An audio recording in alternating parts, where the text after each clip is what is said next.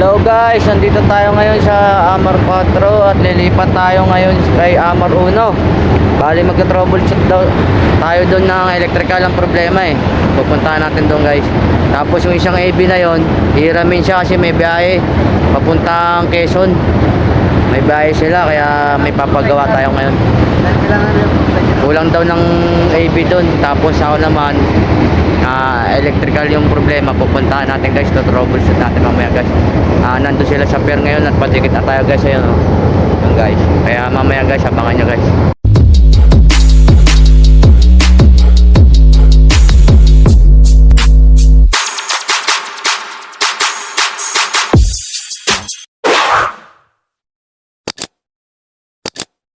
Yun na nga guys, pupunta na tayo sa kabilang tugboat kay Amar 1. Tawid lang tayo sa kabila, mag-troubleshoot tayo doon, may problema doon sa electrical eh. Hindi ko alam kung sa control ba o ano, may pinapupunta lang ako guys. Yan, at nakadikit na tayo. Yan guys, abangan nyo mamaya yung video ko guys, to-troubleshoot tayo. Yan guys, ang problema yung compass, wala daw ilaw. Bali bubuksan lang natin to guys ha.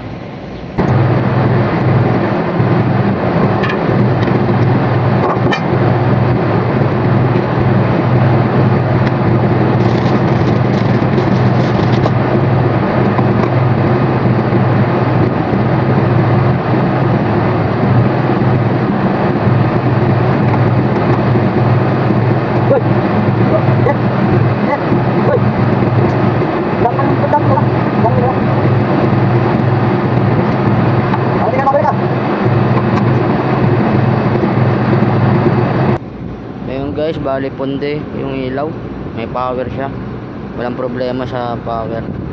Bali ito ang salarin, kaya walang ilaw sa baba.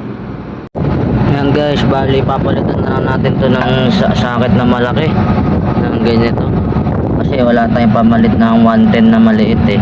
Ito yung ilaw niya, kaya ngayon i-convert na natin siya ng ganito kalaki. Ayan guys, na-convert na natin yung ilaw. Yan, maliwanag na yan mamaya guys. At testing natin yan mamaya guys. Yan, mission na complete na tayo guys.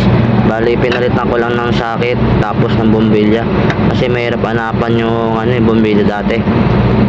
Bali deroskas na to, kasi ayun disalpak lang siya eh guys eh, parang may titi-titi ba. Tapos ayun, tinanggal ko lang yung tornilyo ng bolt. Tapos ayun na, kinabit ko lang guys. Tapos mamaya testing natin guys.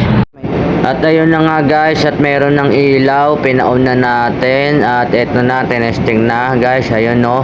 At na-convert na natin guys yung ilaw niya. Nandito ngayon tayo sa loob ng bridge. Tingnan natin sa compass niya, silipin natin sa manual compass. Ayan guys, at meron ng ilaw sa loob. Ayun na guys, so sa ibabaw. Magagamit lang nila nito pag biyahe nila mamaya.